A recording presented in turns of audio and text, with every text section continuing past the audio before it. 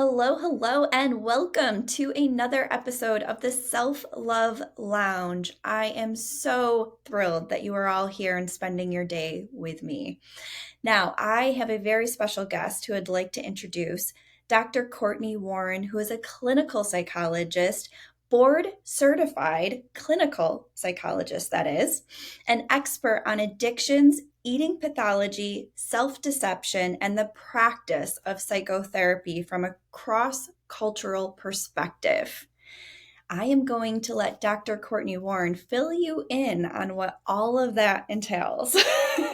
Oh my goodness. Welcome. Yes, thank you. This is just delightful. And really, what all of that means is that I'm an expert in mental health and in mental illness. So, in how we think about human nature and how we understand really difficult symptoms that any of us might experience at some point in our life, how we evaluate those, and then how we tackle them head on to try to help in the healing process. Oh, I love that. I love that. And such important work and so needed for sure. I know I told you this before the show started, but I really want to spend some time today and focus on your latest piece of work and accomplishment, your book, Letting Go of Your Ex, which I absolutely loved. I finished it over the weekend. As I told you, I wish I had this 4 years ago when I went through my divorce because it would have so helped in my own healing journey. But there's just so many wonderful takeaways. And I would absolutely love if you could share a little bit about this book, how the idea came to you.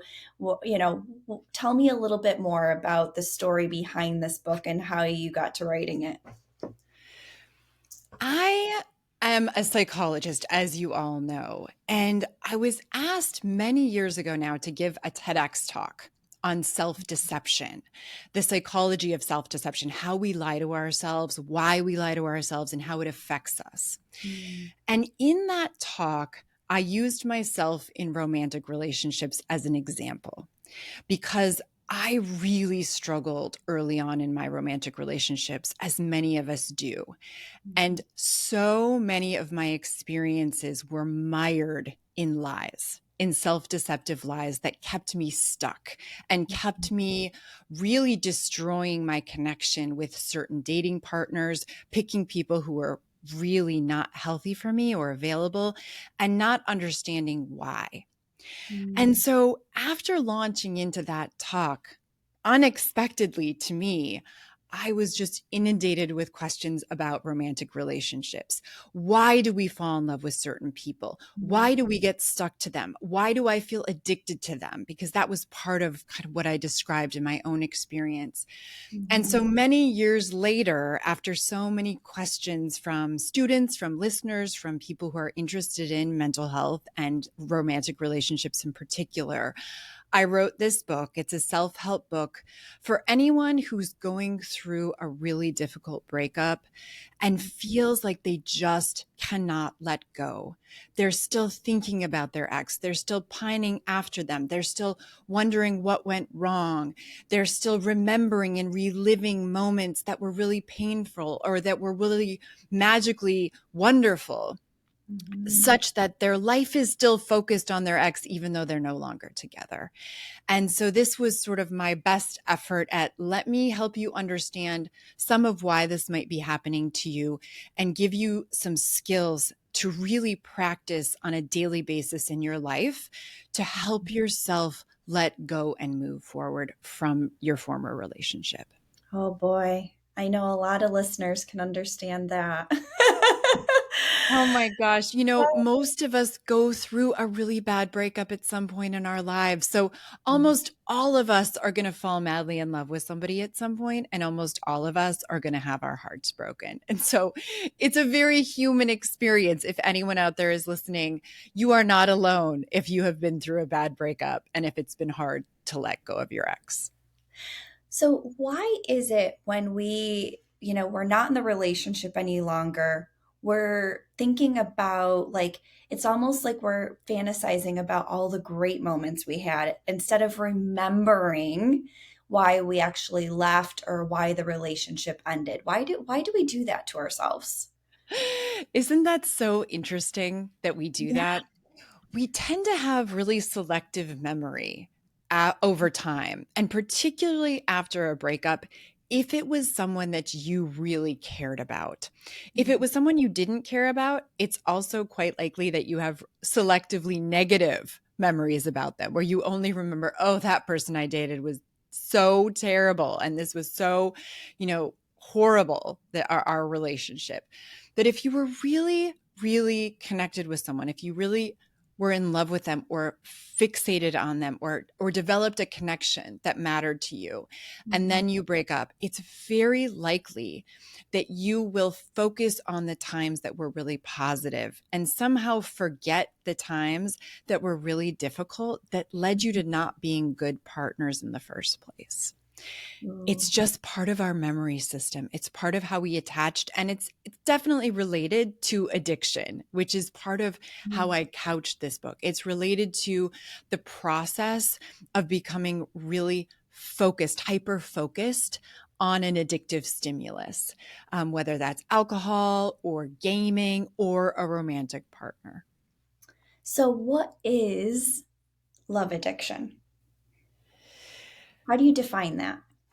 Yeah. So I want to just take a step back for a moment and tell everyone listening out there that historically, when we talk about addictions, most of us think of drugs and alcohol.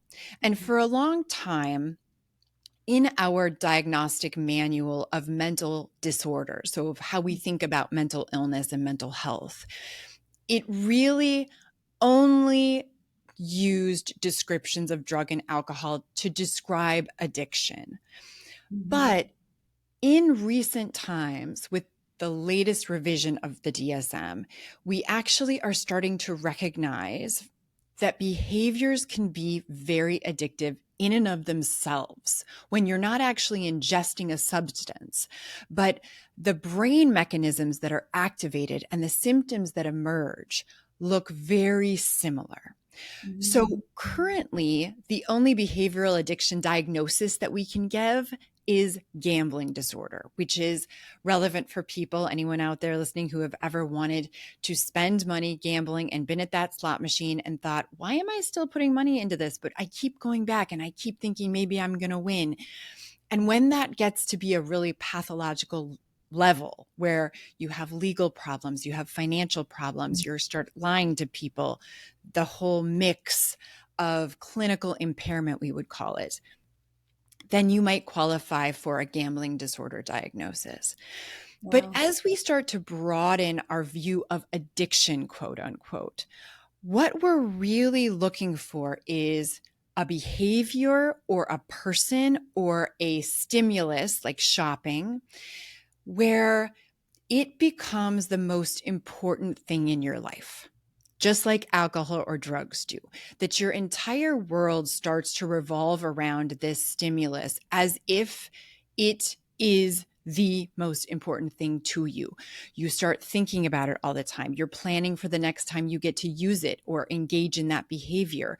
After you use it, you start realizing that you miss it, that you're developing some tolerance and withdrawal symptoms because you're not actively engaged with it. And so, in that way, when we think about love and when we think about relationships, falling in love is actually a naturally addictive process. We are meant to fall in love with our mates because, from a biological perspective, that is what's going to cause you to want to be with them, to want to talk to them, to want to touch them, to want to have sex with them, and eventually procreate and have children, which evolutionarily is good for our species. It promotes our survival. It's this very survival based old part of our brain that is aimed at getting us to live and continue our species. And so when you think about that, from an addictive lens, think about the first time you fell in love. Mm. You're searching out potential mates in your environment, and this one person catches your eye, and you start talking to them and you start thinking about them and you get butterflies.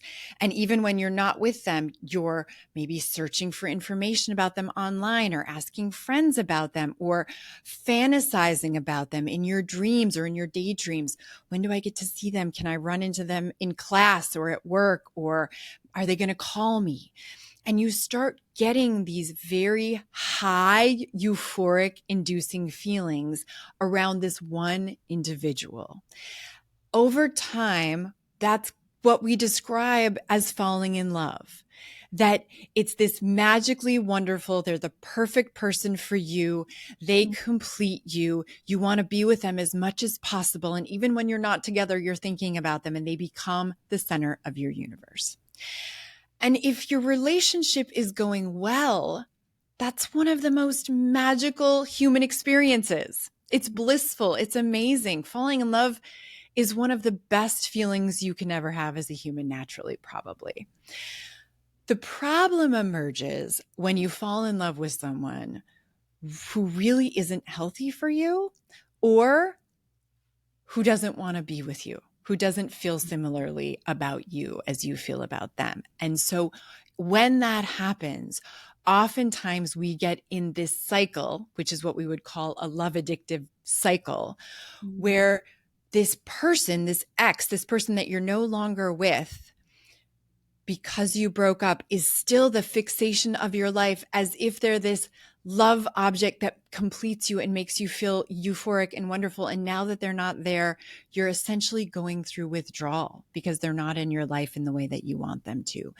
And it sets in motion all of those really unpleasant symptoms that are very characteristic of addictive behavior and addictive withdrawal. Craving them, wanting to talk to them, wanting to touch them, wanting information about why it didn't work or what you can do differently, how to change them so that you can get back together. All of the emotional pain and reactivity, behaviors that are really unhealthy for us, oftentimes searching for information about them or trying to avoid the pain that we feel because they're not there. And usually that is engaging in things that aren't very good for us. So trying to get high on other things, using drugs or alcohol, engaging in self-harm behaviors, not getting out of bed, feeling really depressed and anxious, concluding that you're never going to find anyone else in your life because this one relationship didn't work out. So if you're going through a breakup and notice those kinds of symptoms, I would say those are very characteristic of what I describe as love addiction. Wow. So many questions buzzing around my head right now. I mean, that was amazing, and definitely one of those things where I'm like, okay, I feel like I could have been there a time or two. Mhm. um, Yes. but what I don't understand is what causes some people, right, to go through this love addiction cycle that Mhm. you talk about, and Mhm. others that don't experience that. Like, what is the difference? I think, like most things in mental health, it's complicated. And it's probably a big interaction of a whole bunch of things. Certainly, your early childhood will influence how easy romantic relationships are for you as an adult, how Mhm. easy intimacy is for you, feeling close and connected to people. And there's a large body of research in psychology on what we call attachment. So from an early age, how close and trusting you felt being around your primary caregivers. And if you experienced adverse times where you didn't feel safe, you didn't feel loved, that will absolutely play out in your romantic relationships through your early childhood into adolescence and adulthood, and usually in ways that are quite damaging for you. They might make you want to date people who actually really aren't available because that's familiar. It may make you not trust people once you fall in love with them. So even though you might meet someone and have a really good connection with them, those early childhood wounds creep up in the background and lead you to act and think in ways that are actually going to really hurt your relationship with your partner in the present moment. There's also a lot of research on addictions in general, and that what makes one person struggle with alcoholism, for example, and another person not, who can drink a couple of drinks once a week and have it not preoccupy them and not turn into a desire to use more and more. Mhm. And certainly there are probably some biological and genetic mechanisms there. And so all of that fits together, interacts together to create who each of us become. And so it is quite likely that people who have a family history of addictions of any kind, who have a history of mental health concerns in their family of origin, who had adverse childhood experiences that led them to not trust people or want to be close to people, they are more likely to struggle as adults or as adolescents in their romantic relationships. So what do they do about it? Well, what I so wish I could just download into every human I encounter who's struggling is this message that it's so difficult. In fact, life is really hard. Living a conscious life where you're deliberately making choices through adverse experiences is hard. I don't know a human who hasn't lived through some pain. Sure. Not one.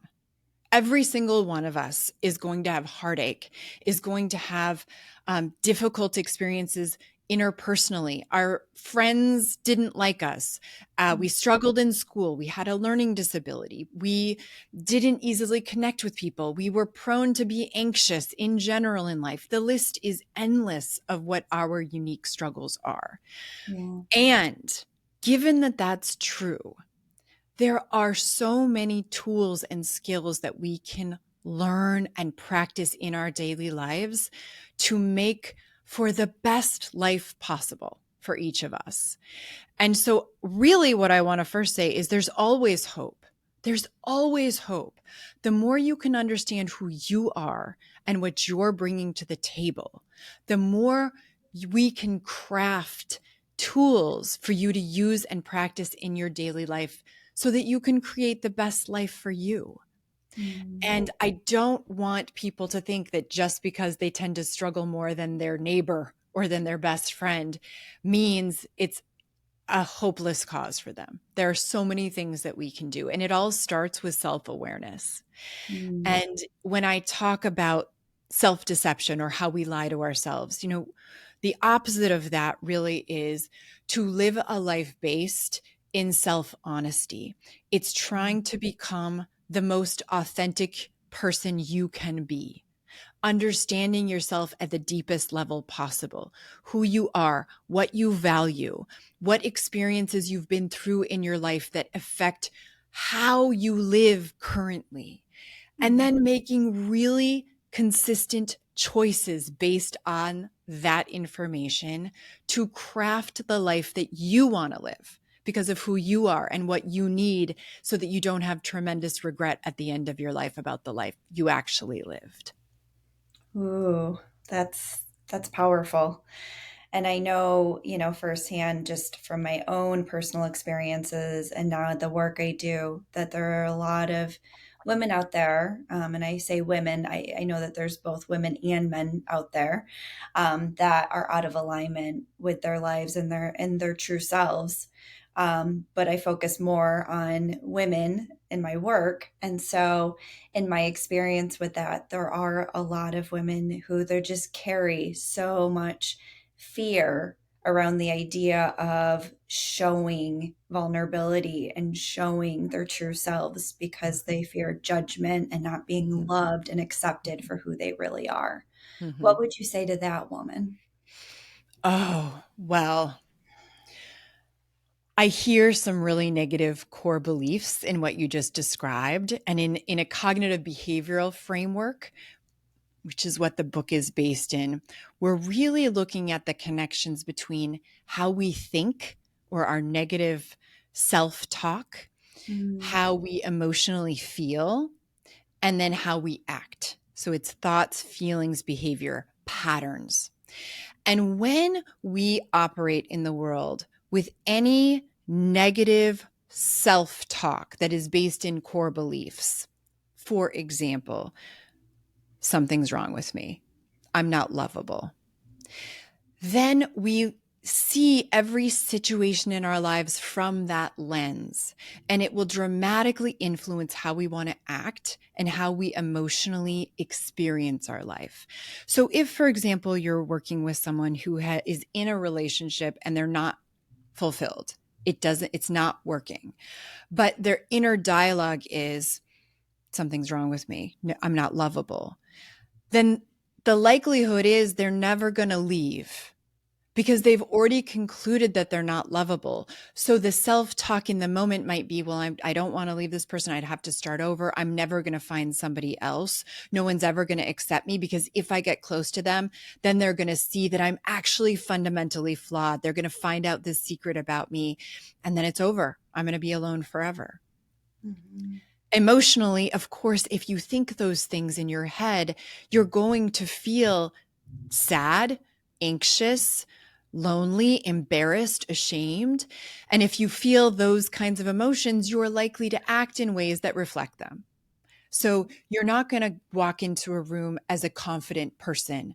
You're not going to say, I am valuable. And so consequently, I'm going to make choices and live my life that show that I'm valuable. You're going to live your life making choices that are consistent with the belief that you are not valuable. And all of that keeps you stuck in a very unhealthy, unhappy life. So what I would say to those people is we are going to start by analyzing the thoughts that run through your mind on any given day. So let's take a situation in your life. You're going through your home and you're interacting with your significant other and it isn't going well. And you notice, pause. I'm just going to pause. The situation is I'm having a moment with my significant other and it's unpleasant. They said something to me that was rude. My automatic thoughts about this are, oh, this person is such a jerk. I don't want to be with them, but I really can't leave because I have no other option. The symptoms then are feeling depressed and anxious and embarrassed. And then your behaviors are likely to follow suit. I'm going to go have a chocolate bar and I'm just going to cry and I'm going to just be mired in my own sadness because this is the life that I'm living. As I get a better picture of how your thoughts, feelings, and behaviors operate in your life, the beautiful thing is now we can learn from this. So the next time you have an argument with your significant other, instead of the negative self-talk, we're going to pause and we're going to say, actually, I'm really uncomfortable with this dialogue. And I notice that I'm thinking in my own head that I'm not really worthy of doing anything differently. But the truth is I really am. I actually am a really good person and I have some insecurities that I'm starting to learn about by looking at my early childhood learning that I see are at play with my current partner. And I am essentially hurting myself by staying stuck in them. So I got to change. I have to change because I am the only thing in this entire world that I have any control over. And you start chipping away. You start chipping away at any of those negative thoughts. You start changing your behaviors by saying, wow, here's something that I used to do regularly. And it turns out it just makes me feel worse, or it fuels all of the negative things that I tell myself in my own head that I would never say to my best friend because they are horrible. I talk to myself in a horrible way. I got to stop, pause. I have to change. It takes deliberate effort to change. So it starts with the self-awareness. It starts with understanding the narrative that you have in your own head, how that fuels your emotional reactions and your behavior, and then deliberately shifting when you notice that something isn't helpful for you. That's great. That's really good. That's really good. I like that. So help me understand. I know in your book you talk about triggers. Mm-hmm. And Lord, I know I've had triggers. Mm-hmm. Help listeners understand when you're talking about thoughts that are coming up, are Mm-hmm. those the same as triggers or is that different? And if so, what Mm. are triggers?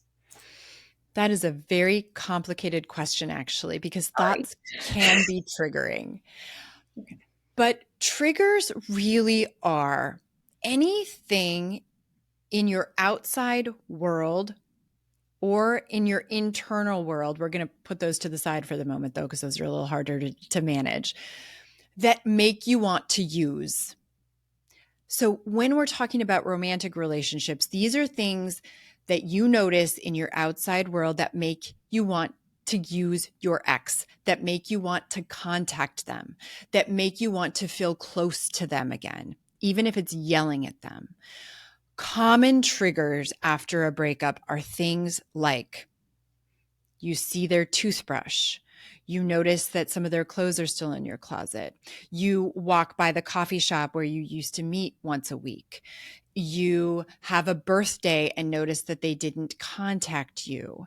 You remember when you look at a television show advertisement coming up that, oh my gosh, their favorite football team is playing, and that reminds me of them. It's anything that brings them into your awareness in a way that makes you want to reach out or makes you want to think about them, makes you connected to them. And triggers are really important to understand because you will be the most empowered person when you can better predict how your symptoms manifest in your life. So if you know that you have certain triggers, you can plan for them and you can predict that it's going to be hard for you and say, and so this is what I'm going to do to help myself through it. Mhm. So let's say the weekend is coming up and weekends are triggering for you because in the past you would have had family time or you would have spent time with your ex and your kids. And now your ex isn't there. And so having these spaces of time where they would have been with you physically and they are no longer is really triggering. It's a trigger. You're alone on a weekend.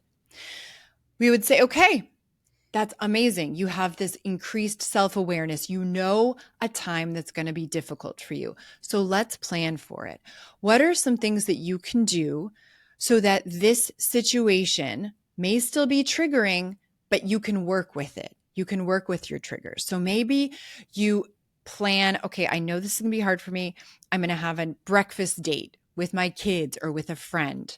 I'm going to put some structure in my schedule that includes a lot of self-care, things that help me feel good about myself. I'm going to give myself an extra journaling time where I can talk about how difficult Saturday mornings are for me because I know they're triggering and I miss that person. I'm going to enlist the help of family and friends by telling them, you know, you guys, weekends are really hard for me right now. I really could use some help, so that maybe they will reach out to you or they will find a way of just checking in. Hey, I know it's Saturday. How's it going? And in this way, you're actually taking your power back. You're saying, this person who was once really important and might still be important no longer is going to control my experience in the present moment. I am taking my power back by saying, I see you. I see that we were together. I miss you. Sometimes I miss you tremendously and it's heartbreaking, but I accept in a radically honest way that we are currently broken up. And so I am going to live my life in that reality. And I am going to do things that help me feel better about who I am and the life that I am creating without you. I am not going to allow you to take up all the space in my life anymore because you're not actually in it.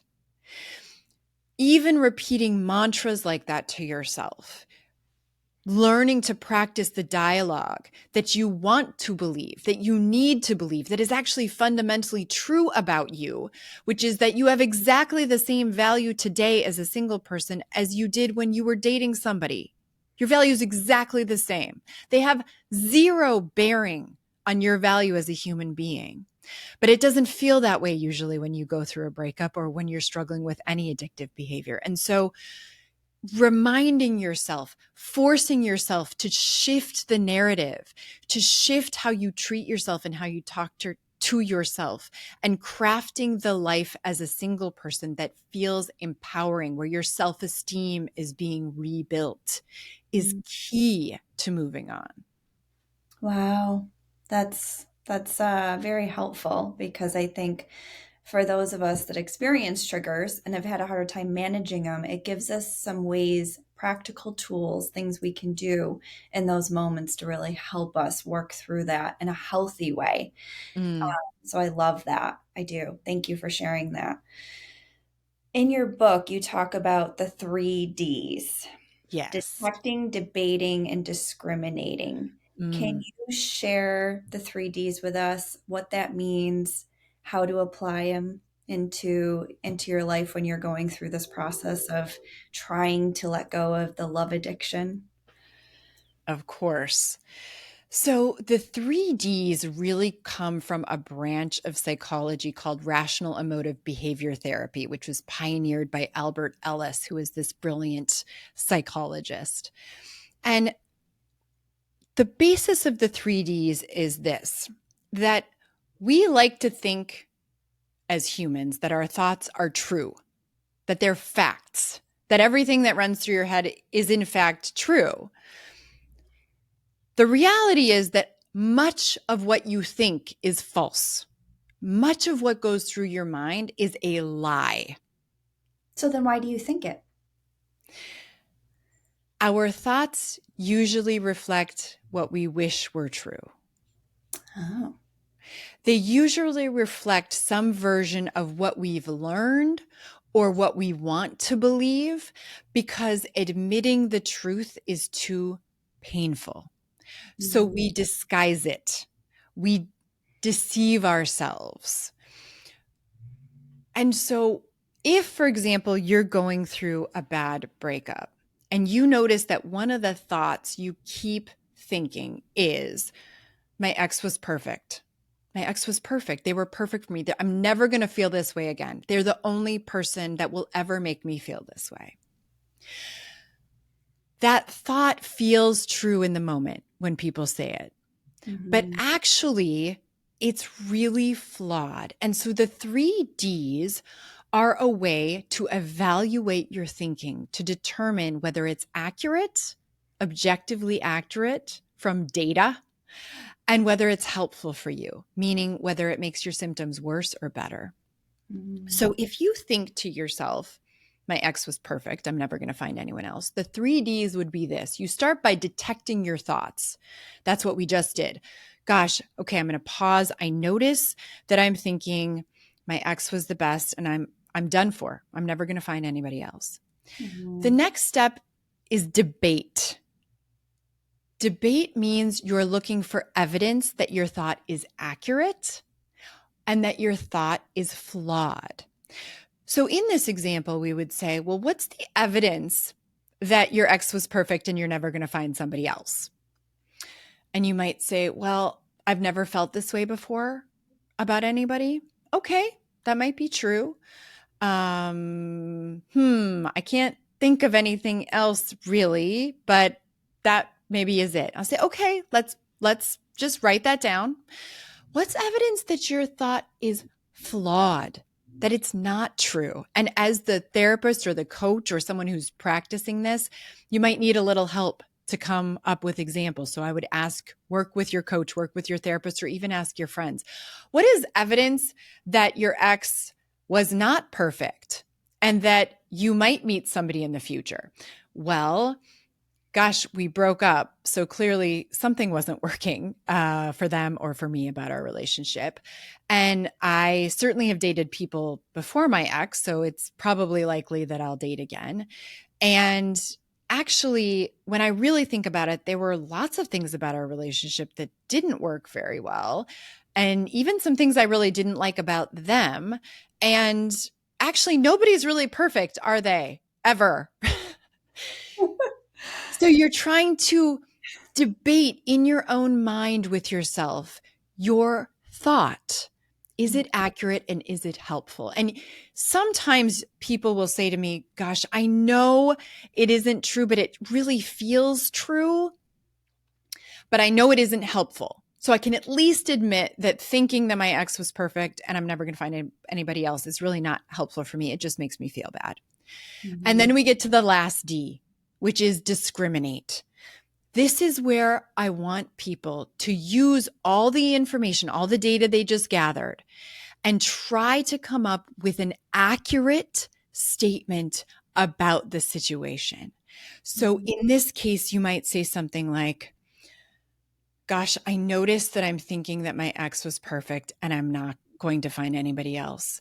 But the truth is that there are lots of ways they weren't perfect for me. And when I look at the evidence, I've dated lots of people in the past, and there are millions of people in the world that I can date in the future. And I can't even predict the future, actually. And none of us are perfect.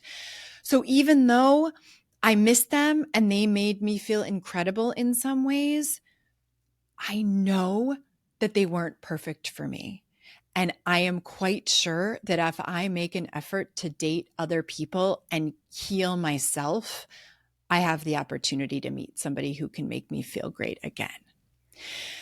And the Okay. reason the 3Ds are so important is that once you get to that discriminate, that last step, notice what happens to your emotion. Usually people feel so much relief.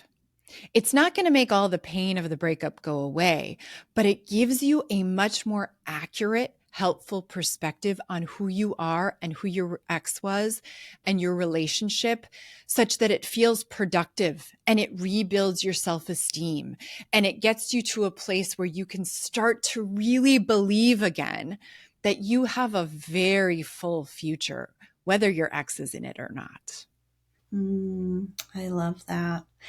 Is it something that you have to do on a regular basis? The 3Ds, is it something you're Yes. doing all the time, or is it something that you just suggest you do as needed? Like, talk to me about what that practice looks like and how to implement it in your day to day.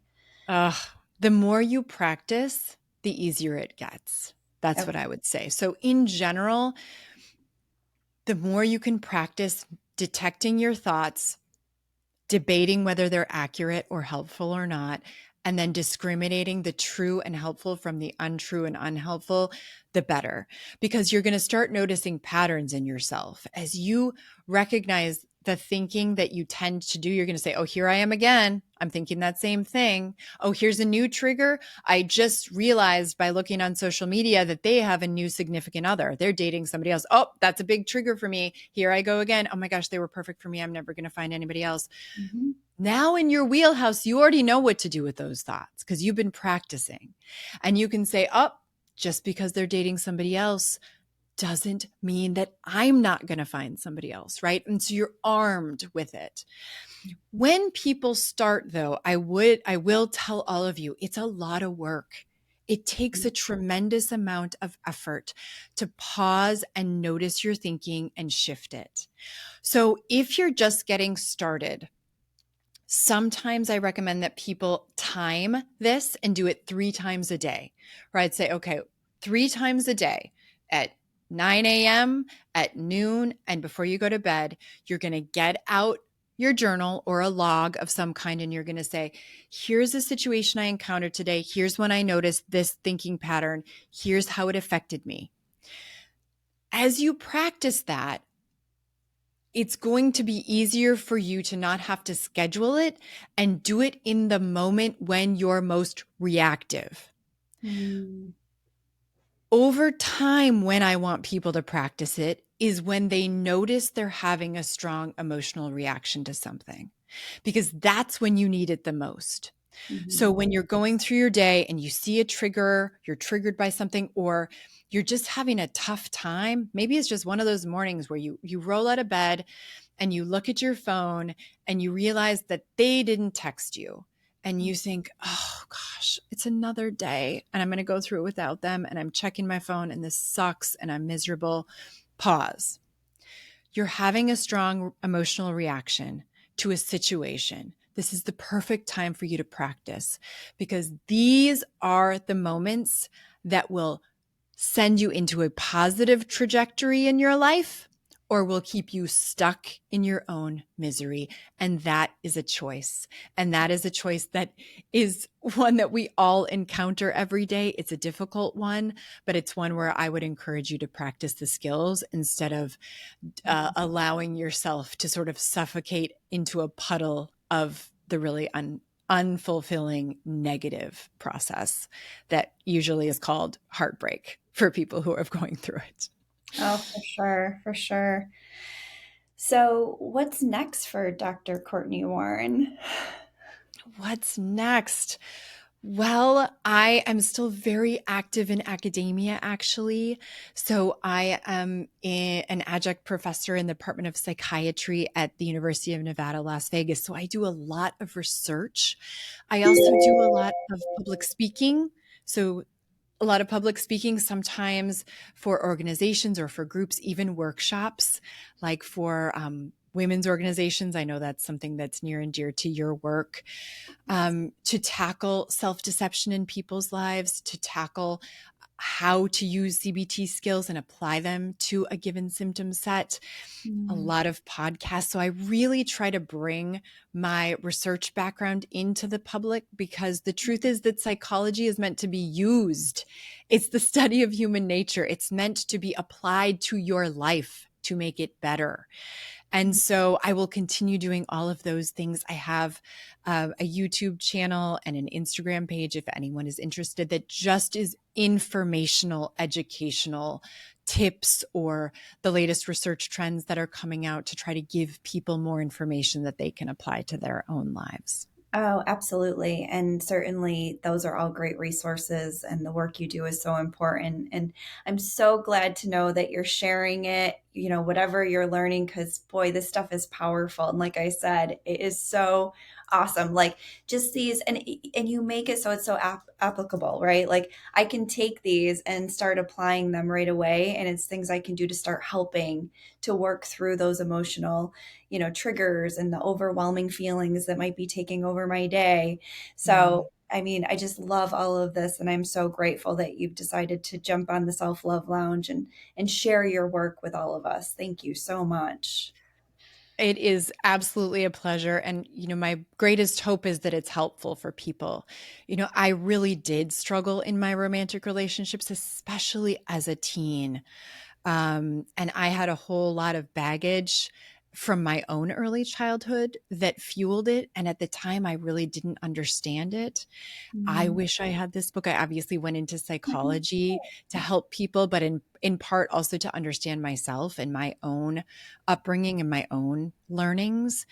And I do really, really hope that if you're struggling, whether it's with a breakup or any of the work I do, or something that is completely outside of the scope of my competency, that you seek out coaching, therapy, help, tools, because there are so many ways to help yourself through it.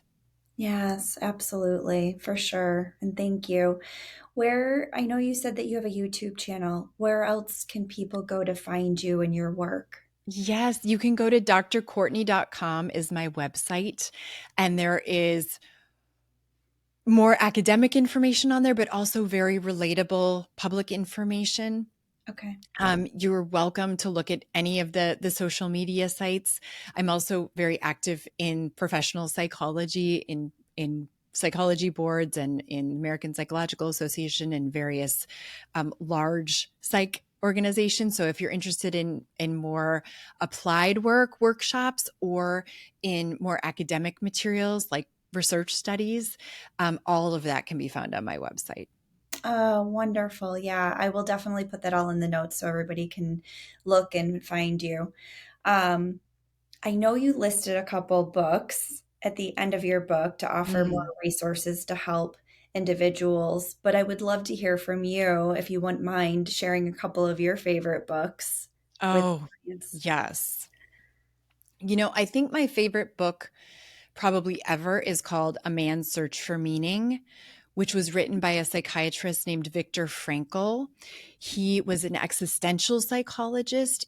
He was a psychiatrist, excuse me. He was an MD, who was a Jewish individual in the concentration camps during the Holocaust and essentially wrote a book on Yeah. his experiences as someone who was in the camps, but then also how he learned that as human beings, our journey in life really is to create meaning in our life, independent of circumstance.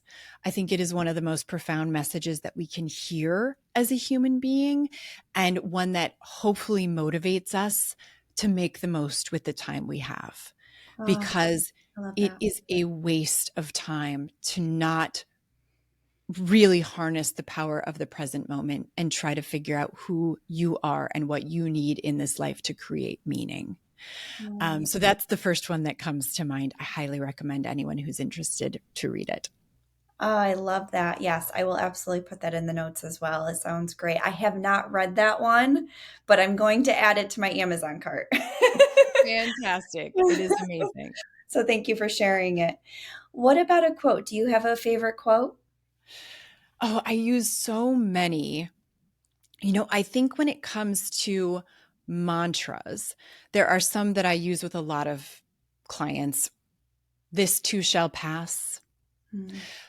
Probably my favorite quote is actually a prayer, and it's one that many of you might know, and it's called the Serenity Prayer. It's one that's used in a lot of AA circles and NA in addictions self-help circles, the 12-step movement.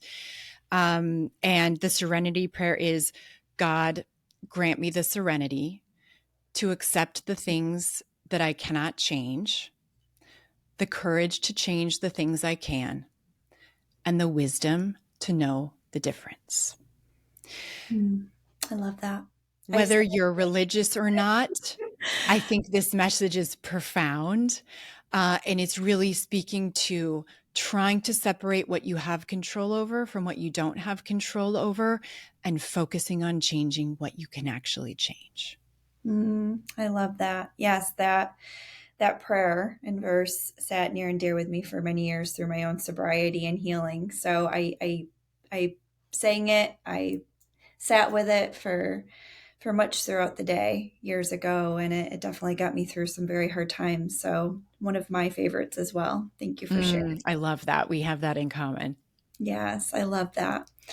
Well, this has truly been such a gift. And thank you again for being here today, for sharing your work and all you do with my community. I'm so very grateful to have this time with you today. And I know that a lot of your work will certainly resonate with my listeners. And we'll put all of your book and all of your recommendations in the notes for people to reach out as they would like to you as well. And thank you again. Thank you for your presence and being here with us today. My pleasure. I wish everyone the very best on their continued life journey. Yes, you as well. Thank you. And for my listeners, thank you so much for jumping on and being a part of this episode of the Self Love Lounge with us today. I am so grateful for you being here and sharing this time with us. And I love you all to the moon and back.